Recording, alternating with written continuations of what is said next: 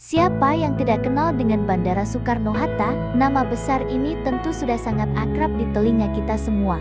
Tapi, tahukah kamu siapa sebenarnya sosok di balik nama Hatta? Bukan sekadar nama, ia adalah salah satu pilar utama berdirinya Republik Indonesia, sang proklamator kemerdekaan, Muhammad Hatta. Lahir di Bukit Tinggi, Sumatera Barat, pada 12 Agustus tahun 1902, Bung Hatta tumbuh menjadi seorang pemikir ulung yang visinya jauh melampaui zamannya. Sejak muda, semangat perjuangannya sudah membara. Saat menimba ilmu di Belanda, ia tidak hanya fokus pada studinya di bidang ekonomi, tapi juga aktif memimpin organisasi Perhimpunan Indonesia. Di tangannya, organisasi mahasiswa ini berubah menjadi wadah pergerakan yang menyuarakan kemerdekaan Indonesia di panggung internasional.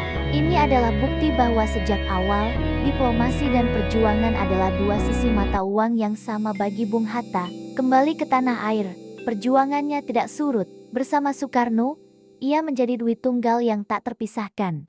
Puncak perjuangan mereka tentu saja adalah proklamasi kemerdekaan Indonesia pada 17 Agustus tahun 1945.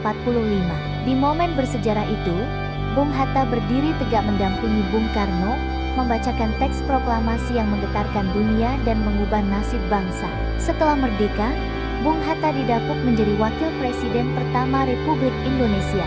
Perannya tidak hanya simbolis, ia adalah arsitek ekonomi bangsa di masa-masa awal yang penuh gejolak. Salah satu warisan terbesarnya adalah gagasannya tentang koperasi.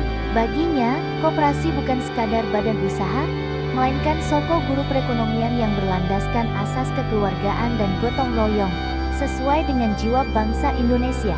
Karena dedikasinya inilah, ia dengan hormat dijuluki sebagai Bapak Koperasi Indonesia. Namun, sejarah mencatat sebuah momen penting yang menunjukkan betapa teguhnya Bung Hatta pada prinsip. Pada tahun 1956, ia memutuskan untuk mengundurkan diri dari jabatannya sebagai wakil presiden.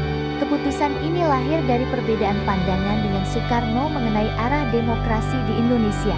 Bagi Hatta, demokrasi harus berjalan sesuai dengan konstitusi dan tidak boleh terkonsentrasi pada satu orang.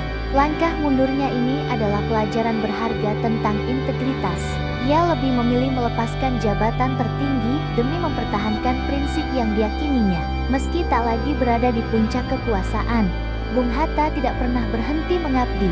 Ia terus menulis, memberikan pemikiran, dan menjadi suara moral bagi bangsa. Kesederhanaan menjadi ciri khas hidupnya hingga akhir hayat. Ia menolak fasilitas mewah dan hidup layaknya rakyat biasa. Sebuah teladan yang semakin langka kita temui hari ini. Bung Hatta wafat pada 14 Maret tahun 1980. Berbeda dengan pejabat tinggi lainnya, ia memilih untuk dimakamkan di Taman Pemakaman Umum Tanah Kusir, di tengah-tengah rakyat yang sangat dicintainya. Pengabdiannya diakui negara dengan gelar pahlawan proklamator. Namanya tidak hanya diabadikan di Indonesia sebagai bagian dari dui tunggal Soekarno-Hatta, tetapi juga dihormati di luar negeri. Di kota Haarlem, Belanda, ada sebuah jalan yang dinamai Muhammad Hatta Straat, sebuah pengakuan dunia atas pemikiran dan perjuangannya. Kisah Bung Hatta adalah cermin bagi kita semua, tentang pentingnya ilmu pengetahuan, keteguhan prinsip, integritas, dan kesederhanaan.